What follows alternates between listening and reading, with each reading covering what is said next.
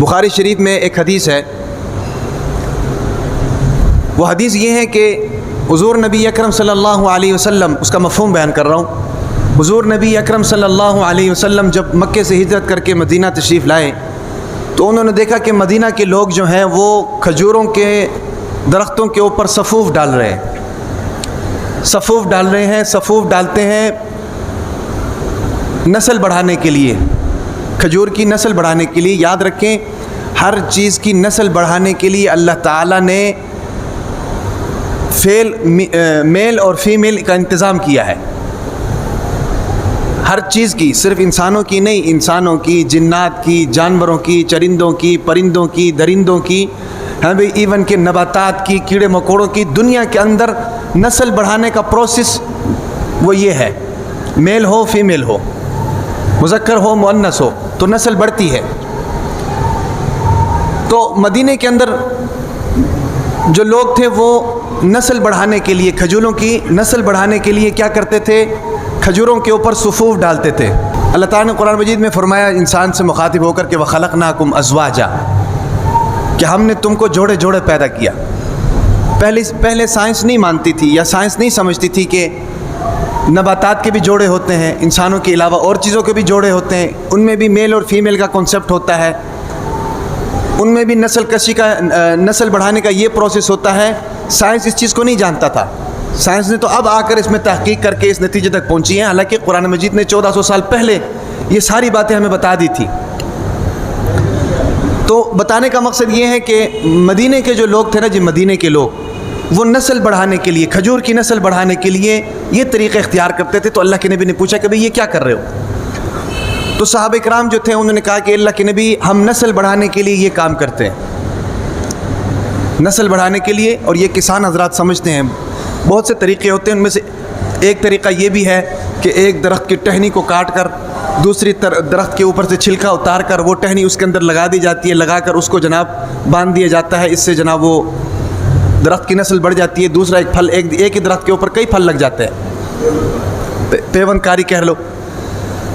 تو اس زمانے میں یہ رواج تھا۔ تو اللہ کے نبی نے جب پوچھا کہ بھئی یہ کیا کر رہے ہو، تو انہوں نے کہا کہ اللہ کے نبی ہم کھجوروں کے درخت کی بڑھوتری کے لیے، پھل زیادہ لانے کے لیے ہم یہ طریقہ اختیار کرتے ہیں۔ تو اللہ کے نبی نے منع فرما دیا، اللہ کے نبی نے منع فرما دیا۔ تو صحابہ کرام نے کہا جی ٹھیک ہے، اللہ کے نبی نے منع فرما دیا، صحابہ کرام نے کہا ٹھیک ہے۔ اب اس چیز سے ایک اور بات ہمیں سمجھ میں آتی ہے کہ صحابہ اکرام رضوان اللہ علیہم اجمعین کی خصوصیات یہ تھیں کہ جو اللہ کے نبی کہتے صحابہ اکرام فوراً مانتے، آگے سے سوال نہیں کرتے تھے یہ کیوں ہے، یہ اس طرح کیوں ہے، اس کو اس طرح ہونا چاہیے، نہیں، سمعنا واطعنا، اللہ کے نبی ہم نے آپ کی بات سن لی اور آپ کی بات کو ہم نے مان لیا، آگے اس کا نتیجہ کیا نکلتا ہے کیا نہیں نکلتا اس سے ہمارا سروکار نہیں، آپ نے ہمیں حکم کر دیا، ہم نے آپ کے حکم کو مان لیا۔ یہ صحابہ کرام کی خصوصیت تھی۔ ایسے ہی قرآن مجید میں اللہ تعالیٰ نے ان کی صفات بیان نہیں کی ہیں، ایسے ہی تورات اور انجیل اور میں ان کی صفات بیان نہیں کی گئی ہیں۔ تو صحابہ کرام کی یہ صفات تھیں، یہ خصوصیت تھی، لیکن ہمارے اندر یہ نہیں ہے۔ دین کا کوئی حکم آ جائے نا، ہمارے ذہن میں فوراً سوالات آ جاتے ہیں کہ بھئی یہ ایسا کیوں ہے۔ موسیٰ علیہ السلام کے دور میں ایک آدمی کا قتل ہو گیا، ایک آدمی کا قتل ہو گیا، بلکہ بھتیجے نے چاچے کا قتل کر دیا بیٹی کے چکر میں، اور پھر اس چاچے کی مال کے چکر میں، وراثت کے چکر میں چاچے کا بھتیجے نے قتل کر دیا۔ اب قاتل کا پتہ نہیں کون ہے کون نہیں ہے، معاملات سنگین ہو گئے۔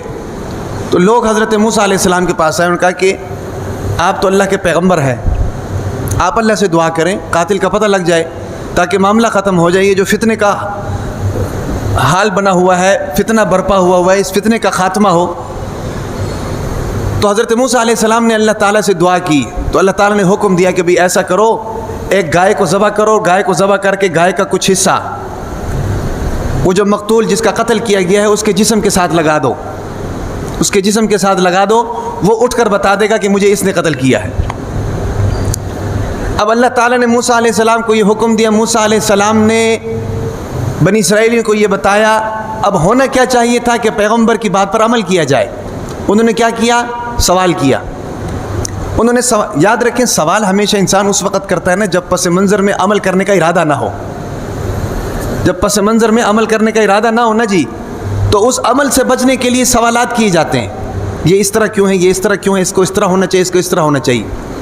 اصل وجہ یہی ہوتی ہے, حکمت یہی ہوتی ہے کہ بھئی میں نہیں کرنا چاہتا ہوں. تو حضرت موسیٰ علیہ السلام نے ان سے کہا کہ بھئی اللہ نے یہ حکم دیا ہے کہ آپ ایک گائے کو ذبح کرو, اس کے کچھ حصے کو مردے کے ساتھ لگاؤ, وہ مردہ اٹھ کے کھڑا ہو جائے گا, آپ کو قاتل کا بتا دے گا. تو بجائے پیغمبر کی بات ماننے کے, آمنا وسلمنا سمعنا واطعنا کہنے کے, انہوں نے سوال کرنے شروع کر دیے. اور اب سوال کرنا ان کو اتنا مہنگا پڑ گیا کہ آپ اس کا اندازہ نہیں کر سکتے. انہوں نے کیا سوال کیا؟ اچھا جی اللہ نے یہ کہا ہے گائے کس طرح کی ہونی چاہیے؟ حضرت موسیٰ علیہ السلام نے بتایا اس طرح کی گائے ہونی چاہیے. یعنی جتنے جتنے وہ سوال کرتے گئے اللہ تعالیٰ نے اس کا جواب اتنا کرٹیکل کر دیا. گائیں سوال کیا کہ بھی گائیں کا رنگ کیسا ہونا چاہیے؟ پیغمبر نے کہا کہ گائیں سرخ رنگ کی ہونی چاہیے. اب سرخ رنگ کی گائے ڈھونڈو. وہ گائے کس طرح کی ہونی چاہیے, اس کی عمر کیا ہونی چاہیے؟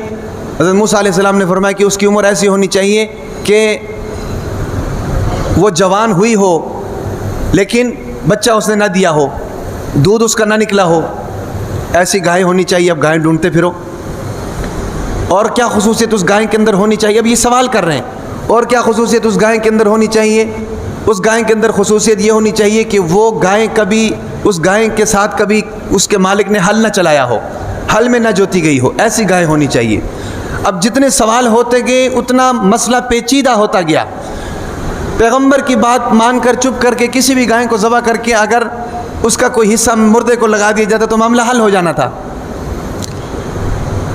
لیکن چونکہ انہوں نے سوال کیے, ان کا کرنے کا ارادہ نہیں تھا, تو جب انہوں نے سوال کیا اللہ تعالیٰ نے ان کو ایسا الجھایا کہ وہ گائے کو تلاش کرتے کرتے کتنا عرصہ گزر گیا اور اس گائے کے برابر جناب سونا دے کر اس گائے کو خریدا گیا. اتنا قیمتی گائے. اور وہ گائے تھی ایک غریب آدمی کی, آدمی مر گیا تھا, اس کے بچے کی گائے تھی. ادھر اس بچے کو اللہ تعالیٰ نے تیار کیا کہ بھئی تمہاری گائیں لینے آ رہے ہیں لہٰذا اس کی اتنی قیمت لگانا. ان کا پیو بھی لے گا آ کر تم سے. اور بچے نے جناب منمانی قیمت مانگی.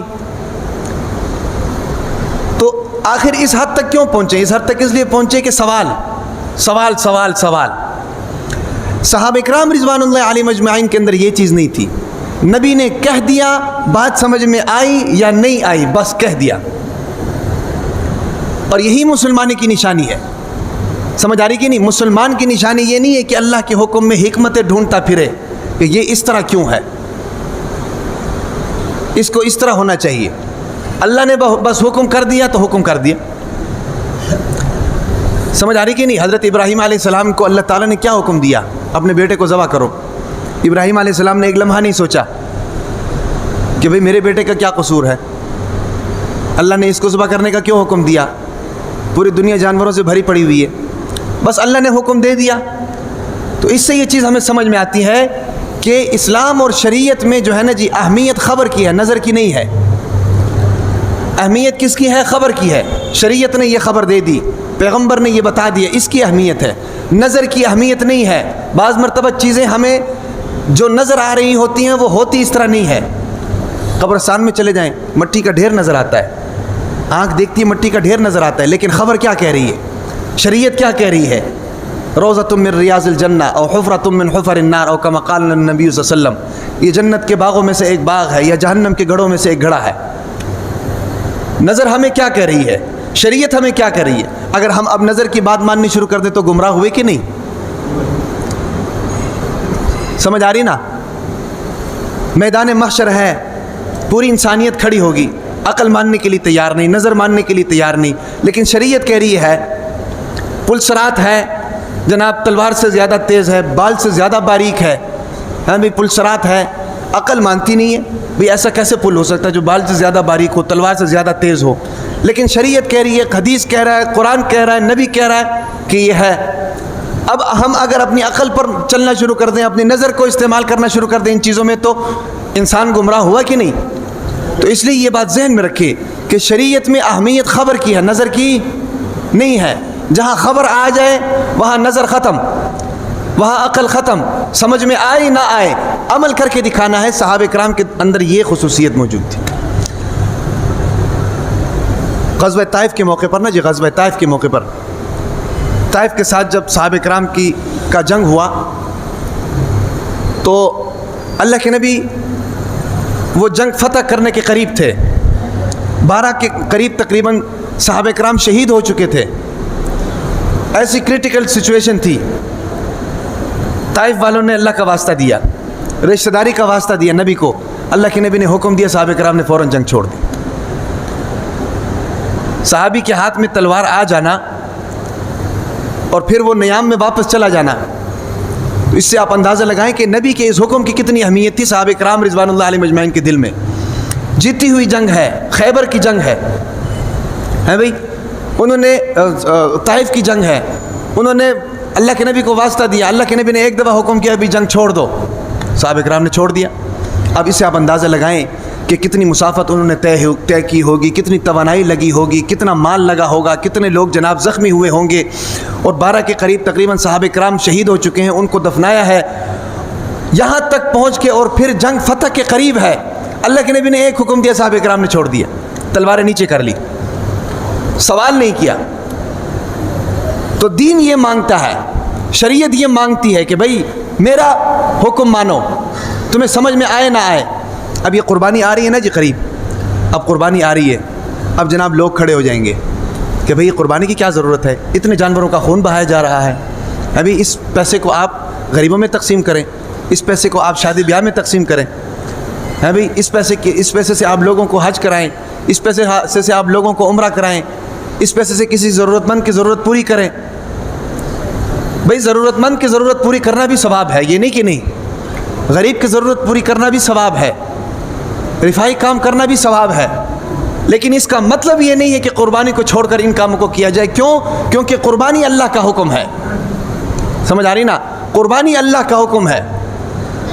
اگر یہ قربانی نقصان دہ ہوتی نا جی، نقصان دہ ہوتی تو ایک سال میں جتنی جانوروں کی قربانیاں کی جا رہی نا جی، اگلے سال کوئی جانور ملتا ہی نہیں، لاکھوں جانوروں کی قربانی کی جاتی ہے، اگلے سال جناب آپ دیکھتے ہیں تو ایسے لگتا ہے جیسے کبھی جانوروں کی قربانی ہوئی نہیں ہے۔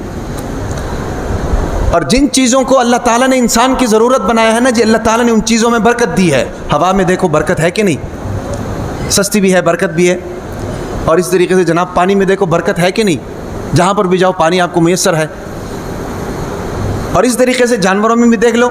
اب یہ جو حرام جانور ہیں یہ مرتے بھی کم ہیں لیکن پھر بھی نظر نہیں آتے،